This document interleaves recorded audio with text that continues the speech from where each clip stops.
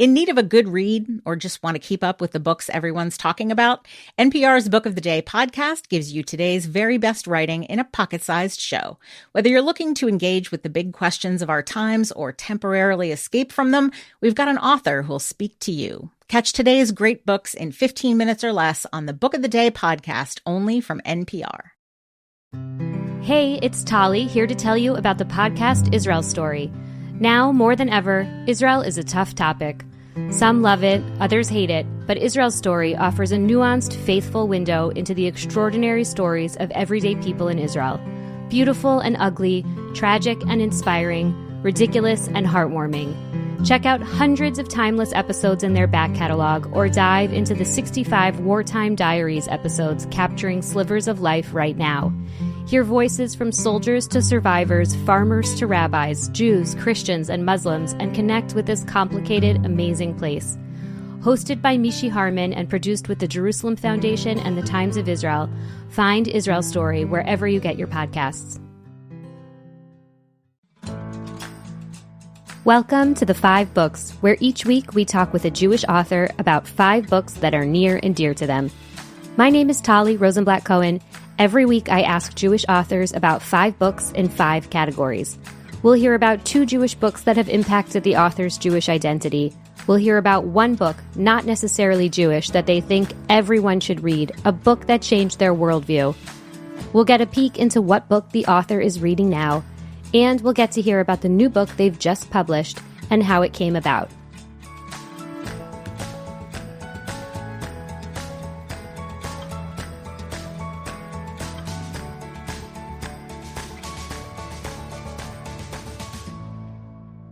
Today we'll be talking with Elyssa Friedland about her most recent novel, Jackpot Summer. After the Jacobson siblings win a life-changing fortune in the lottery, they assume their messy lives will transform into sleek storybook perfection, but they couldn't be more wrong.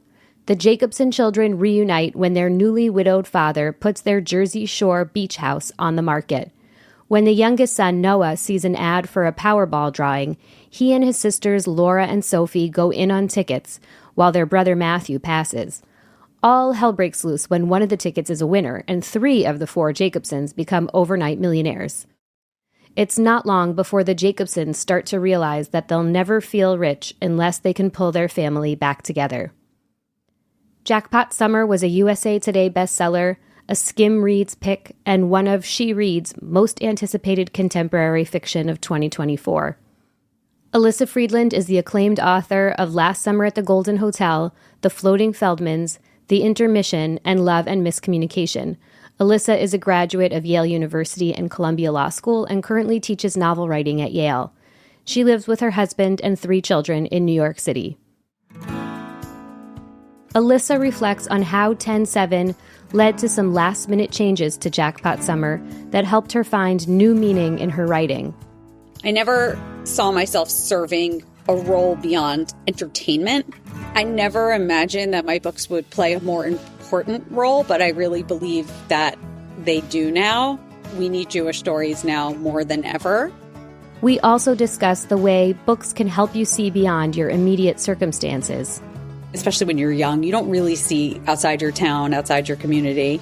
Like, you only know the world immediately around you, and this book really opened my eyes. And Elyssa tells us what intrigued her as she was rereading Elie Wiesel's Night. I have been long fascinated by survivors of World War II and how some choose to really cling to their faith and some are ready to throw up their hands. And I really understand both. That's all coming up next. Hi, Elyssa. Thank you so much for joining us here today on the 5 Books. I'm excited to talk to you. Thanks for having me. I loved the lottery as like heightening the stakes of everything that they have going on in their lives. And I also really loved all the sibling dynamics and the adult sibling dynamics and their relationship with their dad. There was so much there. So I'm excited to talk about all of that with you. I also read the essay that you published in On Being Jewish Now, edited by Zibby Owens. And you talked about making changes to the book in the wake of 10/7 before you had submitted. Can you tell us a little bit about that? So I wrote my essay about writing Jewish characters and how in the wake of 10/7, I really changed my tune. Jackpot Summer is my 6th novel, and all of my books have had a lot of Jewish content. And I certainly enjoy celebrating my religion and my tradition. But after a while, I felt like it was getting a bit redundant and I wanted to sort of break out. But in publishing, it's really risky to do that. I absolutely understand not writing about a different culture, tradition, life experience if you haven't done the work to research it. And that can be very insulting and really irresponsible. But I think that if you put in the work, you should be able to tell stories that are apart from your own experience. And I really wanted to do that. I was kind of, to be very colloquial about it, I was kind of sick of only writing Jewish stories. And I had Jackpot Summer. Their last name was Potter, which I felt, it's a more ambiguous last name. And the Judaism sort of took a back seat. They were a Jewish family, but it was really quite secondary or even tertiary to the plot. And after 10/7, I just changed my mind. And I said, we need Jewish stories now more than ever, especially positive Jewish stories that present a Jewish family as people. And the Jacobsons are a family that have a lot in common with many other families, Jewish or not. And I wrote it in the essay. I mean, we need to remind readers and people in general of Jewish people's humanity. And so I really elevated the Jewish content in the book, which was fun to do and easy. And I guess rather than feeling resentful of it, in the wake of 10/7, I was buoyed. And I never kind of thought, like being a novelist, it was a really nice place for me to exercise my creativity, connect with readers. I'm a huge reader. It was an industry that I felt privileged to be a part of professionally, but I never saw myself serving a role beyond entertainment. My books are fairly light. They have, deep themes, but there's also a lot of comedy in them. They're, beach reads. I never imagined that my books would play a more important role, but I really believe that they do now. And in some ways, that's really, for me personally, it's a welcome surprise because it's more purposeful, reminding readers and whoever my book reaches that Jews are people too. They deserve respect. They deserve a right to live, to feel safe. And I just never expected my career taking that kind of turn in terms of purpose. Yeah, for sure. And I also just really appreciated the characters, their joy in their Judaism. They all have different relationships to it, but they feel at ease as Jews to me, and they feel joyful about their Judaism to me, which I really appreciated in there. I'm really glad because that was the aim. Book 1, A Jewish Book from Childhood, Marjorie Morningstar by Herman Wouk. I grew up with a very affiliated background. I went to Jewish day school from nursery school through my senior year. I grew up in New Jersey, just like the Jacobsons, in a very Jewish town. So my life was very Jewish, and without even realizing how unique that was. And it wasn't until I got to college that I realized there was such a larger world out there because I had been in such a bubble. But I think anytime your eyes are opened and you realize what a bubble you've been living in, it's a good thing because especially as I went into a career as a novelist and you need to understand the world around you, I certainly gained a larger perspective. So tell me about when you read Marjorie Morningstar. I read it in high school. I don't even remember why I picked it up. Maybe I found it around my house. I'm not even sure. I liked the title. I knew it was about a young Jewish woman and, certainly was like searching to understand myself and find myself in characters. It was, even though I went to a Jewish day school, I don't feel like we read a lot of Jewish books. And if we, to the extent we did, it was like Number the Stars, The Diary of Anne Frank. they were very specific. And here was like a more modern story where the Judaism was definitely played a very central role, but ultimately it's a finding yourself, finding what you want in life book. And I think also because Marjorie lived in Manhattan, like I always, where I live right now, and I grew up in the suburbs, like I always thought like Manhattan was like the gold standard. And I just thought it was very glamorous that she moved to New York. I think that I appreciated about the book what I appreciate about my own books, which was that the Judaism is just there. Like it's not, it's a huge part of the story, but it's not, with an emphasis on a particular historical episode. Can you just, for listeners who maybe haven't read it yet, can you give us like a quick overview of the story?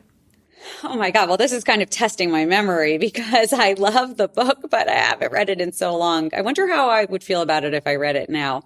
Marjorie, from what I remember, is, she moves with her family to Manhattan, to the Upper West Side, where her parents are very excited to, put her in a more elevated, wealthier society where they hope that she will meet someone with high status. She's fairly observant. And she wants to become an actress, and she meets a man. He's older, and it's like a complicated love story. And he's basically more avant-garde and looking for like a more of a bohemian lifestyle. And he tells Marjorie, like, I'm not for you. Like, you should be like a Jewish mom on the Upper West Side with a family, which she protests because she's in love. And, I don't want to give away the ending, but she figures out what's right for her. Yeah. And I mean, the book came out in 1955. It's set in the 1930s.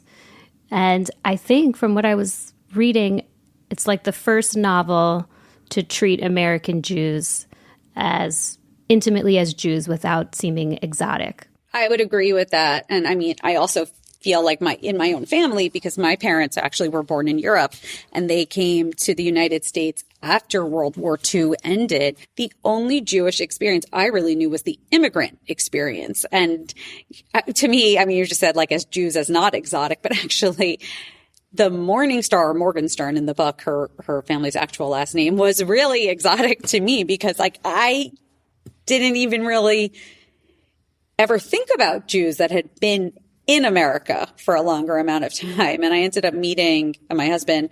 His grandparents grew up here. And that was, air quote, exotic to me, which like everything, especially when you're young, you don't really see outside your town, outside your community.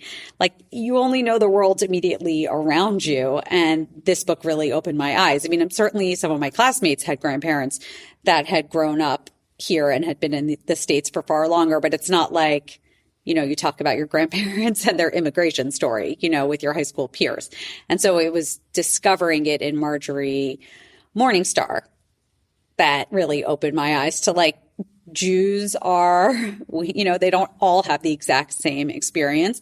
And subsequently, like in a much more modern, personal way, I have been learning that with my books when I go on book tour, because I've done so many visits to JCCs around the country. And I'm like, I know Jews from Omaha. I know Jews from Texas, and they have a really different experience. Like I know the Northeast, New Jersey, New York, Long Island Jewish experience. It's who I went to camp with. It's who I know, who I went to school with. But, I went to Texas several times for book events, and I'm meeting Jews who are really obsessed with football and wear cowboy boots. And I was blown away by that, well beyond reading Marjorie Morningstar. I'm continuing to be interested in the American Jewish experience and how diverse it is, which I think is really important also in the wake of 10/7, where like Jews are all just being lumped together as, we're all the same and often with very negative traits. And like there's a lot of diversity that's not recognized. Yeah, and I think especially now we're much more attuned to Jews from other backgrounds, Sephardi backgrounds, Middle Eastern backgrounds, et cetera. Absolutely. Yeah. But back to Marjorie. One of the things that this book is really about is a woman who's choosing between sort of a big life and a more familiar life. And I just wonder how that resonates for you. It's interesting. I think probably when I read the book, I really believed that to be a choice that was necessary to make. But I have a very familiar life and a very big life now. And I just attribute that to the fact that it's like 90 years after when Marjorie Morningstar was set. And I have my kids went to Jewish day school. We celebrate Shabbat. I feel like I can have both in a way that Marjorie couldn't. I feel like it's very possible to have both now. On Death, Sex, and Money, we feature interviews with you, our community of listeners, getting honest about uncomfortable things. I developed an illness where it isn't safe for me to drive. A friend once said to me, sex is like air. You don't think about it until you're not getting enough. This is a similar sort of thing if you just replace sex with driving. Listen to Death, Sex, and Money wherever you get podcasts.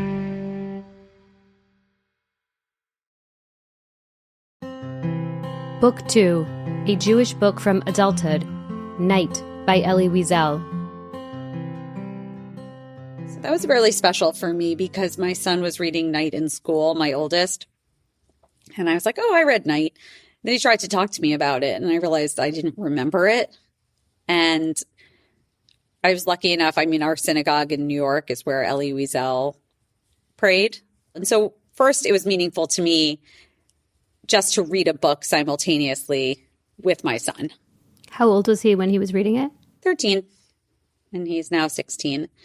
I think that what interested me the most about reading the book is that I have been long fascinated by survivors of World War II and how some choose to really cling to their faith and some are ready to throw up their hands. And I really understand both. And I wonder sometimes, what is the difference between the people? What is the difference in their experience? And I think just reading Night was a really interesting reminder of it's not necessarily the case that those that cling to their faith had a so-called easier time during the war. And so they came through with a lot of their, maybe still reunited with their family, or they didn't have quite as gruesome an experience. But that is definitely not the case when you read Elie Wiesel's horrifying, traumatic, terrible in basically every which way experience. So, and yet he remains an Orthodox Jew and quite devout. And I don't have any answers. I don't know. It's a question I still have. I talked about it with my son. I don't know what you think. I just don't know what makes some people go through something horrible and stay faithful or even increase their faith. And some people turn their back. I don't know. I still don't know. I would be really intimidated to write a book about that. Obviously, Night is not fiction, but if I were to try to approach the topic from a fictional perspective, I don't know that I could do it justice because I don't really have any insights into it. I'm just perpetually fascinated. Yeah, for sure. I'm curious, can you tell us a little bit about your family's background? So all of my grandparents are, they're all passed now, but all of them lived really long lives. They were Holocaust survivors. They were actually taken by the Russians and sent to Siberia and were in labor camps and survived, lost siblings. I don't really know the siblings' stories, if they were taken by the Nazis or if they were taken to Siberia as well and just didn't survive the horrible conditions. I don't know. Maybe because they were younger then, I don't think there was this feeling of when I would visit them when I was 8 or 9, they're in their 60s. I don't think there was this feeling of oh my God, we need to make sure Elyssa sits with them and hears their story. You just don't think like that or my parents didn't think like that when their own parents were in their 60s and vibrant and didn't seem like, the end was any time soon. And then, the visits dwindle, they get older, I'm off to college. And, my parents know a lot more and I have asked a lot of questions, but I wish I had heard it, directly from my grandparents. But They were very loving, but I was never close to my grandparents because of the language barrier. I mean, they just were not that comfortable speaking in English. And my parents are very American. They were born in Europe, but came to this country at a fairly young age, something like one of them was maybe 5, one was 8, and had a very, I would not call it an American upbringing, but certainly by the time I was born, but even when they were, newlyweds, it was a very American Jewish existence. It's so interesting that they had such similar backgrounds. I know. Well, their parents knew each other in the old country, which is really crazy. When they met later on in life, their parents were like, we know each other. Wow. So it makes sense. I mean, you really did have this very specific, both of your parents having come from this very specific, similar background. Yes. Wow. And so in reading Night, you chose it as a book that impacted your Jewish identity. What was it that you feel like resonated for you in changing how you thought about it? I don't know that it necessarily changed me, but it was it brought back to the forefront of my mind this question that I'd always grappled with, which was not quite on the scale of thinking about the Holocaust, but even just growing up, watching families go through terrible things. And so if nothing else, it just brought to my mind a question about Judaism and religion in general that has always fascinated me. And I think the essence of Judaism, as far as I understand it, is questioning. So if nothing more, just the very act of questioning sort of reconnected me to what I think is at the root of Judaism. Book 3, A Book That Changed Your Worldview, The Space Between Us by Thridi Umrigar. So much like I was tempted to write outside my own culture, I love reading outside my own culture. And I love this book by Thridi Umrigar called The Space Between Us, which is set in India and explores the caste system and the relationship between two women, one in a very high society caste and the other is in untouchable, the lowest caste in India. The lower caste woman is a domestic worker in the home of the wealthy woman, and their lives get really intertwined in unexpected ways. And I think this book really reminds people that the lowest caste are people with the same range of emotions as the upper class. And the complicated relationship between these two women was really fascinating to me. And I'm a nerdy writer. I frankly liked the way it was written. Yeah, and it's interesting because I think sometimes when we come from a very specific background, you called it a bubble, but when you do grow up, then you can relate in a different way to a story that's set in a very different culture. Absolutely. Yeah. Were there takeaways from this book that you felt really resonated for you? I think that the strength of women, I would say it's definitely a very female character-based book. And I like to read stories that emphasize the strength of women and their really incredible ability to connect. That's something that I took with me from that book and I look for in other books. Book 4, the book you're reading now, The Measure by Nikki Ehrlich.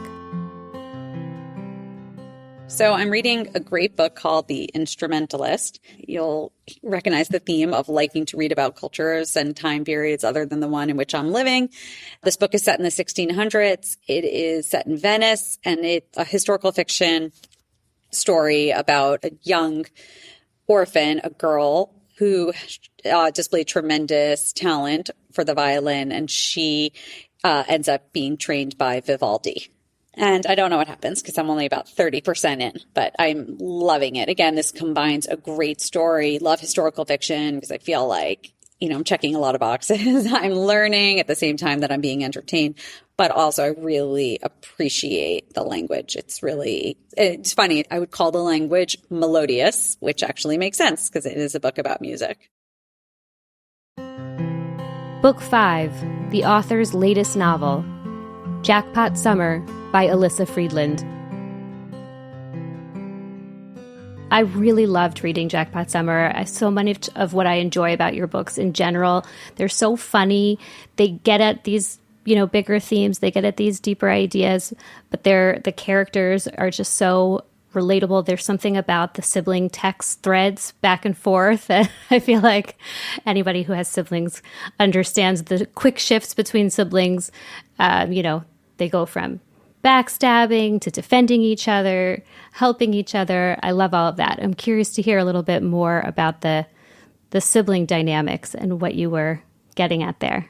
I think it's funny how in families, I see it a lot when I am around siblings, that like all their maturity goes away and adult siblings, like they retreat right back into the roles that they played when they were children. Like, and they hold on to these grudges. Like, you were always mom's favorite, or mom and dad never pushed you to work as hard as me. And I think siblings always regress when they're back together. So that's it's actually comical. If you get to write about adults acting like children, that's just funny. And I like to write humorous things. The text chain, so there's in between each chapter, there is a sibling group chat. So I'm in a lot of group chats, not with a sibling, but with friends. And I think like they have a really fun rhythm to them. And you can like go between a serious topic to something funny and just like there's a natural rhythm. And it was also a way, because the book alternated between 4 characters, it's not like every scene has all 4 siblings in it. It just wouldn't have worked for the story. And so the text chain was a way for me to show that the way all the siblings relate to each other in a very quick, accessible way, since it wasn't possible to write an entire book where all 4 siblings are always in the room together interacting. I did love the scenes when they were all together interacting. Those were really fun. Those are fun. Yeah. Those are hard to write. I bet. A lot of people don't manage. Do you have siblings? I do. A brother. Big age difference.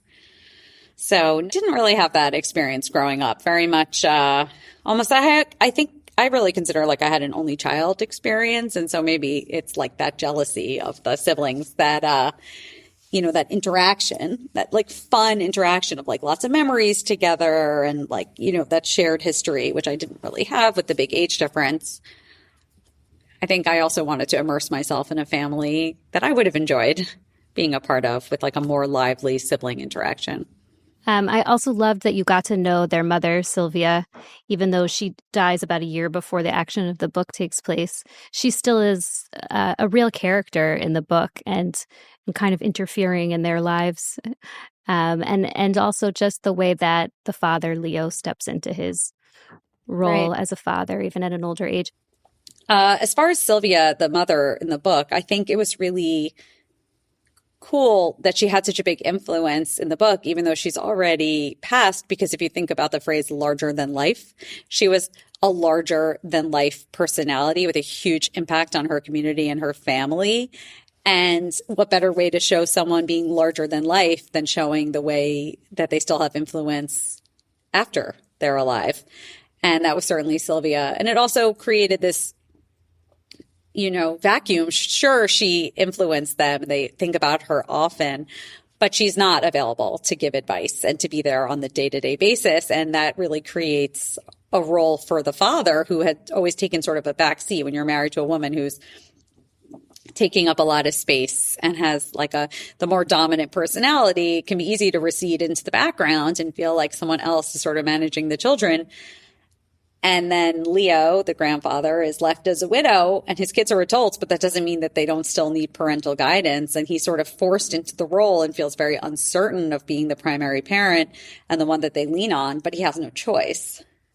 And he comes to appreciate the role and he really grows into it quickly. Yeah, he really does step into it in a really beautiful way. And I loved how you portrayed his life as so vibrant and, he still has chapters yet to explore even in his, older age, even as he's moving to Florida. I do want to get to the lottery aspect. And, I can imagine why you chose to put a lottery in here and the relationship to money, but I was wondering if you could talk a little bit about that choice. I think money is fascinating. I think people think that they want more of it than is actually better for them. And I would never want to win the lottery. especially after writing this book and doing research into lottery winners. But all my books have just sort of a big hook, like a big life-changing thing that happens. I hope that the readers of Jackpot Summer take away that money is not only not the answer to everything, it can often, exacerbate problems. I wanted to ask you about Sophie and art. And, there was an interesting interplay there of whether or not she felt like she could pursue her art while having a full-time job or not. And I'm curious how you think about that as an artist writer. I think that it's like you don't really quite always know where your inspiration comes from. And so she resented having to work as an art teacher because she felt like, because she was so tired and exhausted from being at work all day, she didn't have a lot left to give to her own art. And I kind of almost think like a simple expression, like you want something done, give it to a busy person. Like in some ways, the busier you are, the more you get done, and too much time can actually be sort of crippling. You overthink things. And she also took tremendous inspiration from the students in a way that she hadn't realized. I walk a lot of places in the city, but occasionally I take the subway when I, need to go sort of beyond the walking bounds. And I always come off the subway with like a new story, like a new idea, because I don't pass as many people on the street. You get on a crowded subway and you're just like, there's so many like inputs coming at you. And I feel like it's actually very stimulating for creativity. And it's not just, Sophie also, when she wins the lottery, she also leaves her shared artist studio, which she's like, it's so annoying. And the other artists take her supplies. And it's like, this one's annoying and that one's annoying. But meanwhile, when she goes to paint by herself, she's very lonely and she doesn't have inspiration. And so I remember listening to an interesting podcast about happiness and how people really misjudge what would make them happy. So one, we talked about money already, but also connection with other people. And so Sophie, I don't blame her for what she thought. She thought it was annoying having a day job because she was exhausted and didn't have time for her personal art. She thought she would love a gorgeous studio where she could work in peace and quiet, but in fact, she missed working in the shared space. I mean, I have an office in a WeWork, and I really like it. It gets me out of my apartment. It gets me seeing other people. It may not be as many as are on a crowded subway car, and I tend to see the same people over and over, but that's also really interesting in its own way to watch these strangers' habits and getting out of the house as much as I like to hibernate as much as the next person, especially when the weather turns. Getting out is really important. Many people have misconceptions. They think that they want a material thing when in fact it's an experience that would make them happy. They think they want a certain quality in a partner, and it turns out that quality doesn't make them happy. I mean, we're constantly learning more about ourselves. And I like to write about that in books. I love to read about that in your book. Great. So that's great. This was a really fun conversation. Thank you for having me. Really interesting conversation. Thank you.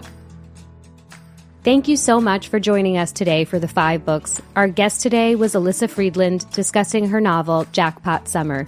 You can find a link to the book and all the others Elyssa discussed in our show notes. If you enjoyed our show, please be sure to subscribe and share with friends and family. You can also find us on Instagram at 5bookspod. I'm Tali Rosenblatt-Cohen. Our producer is Odelia Rubin. Music by Dove Rosenblatt and Blue Dot Sessions. Art by Dina Friedman. Thanks especially to the Jewish Book Council and to Odelia Rubin.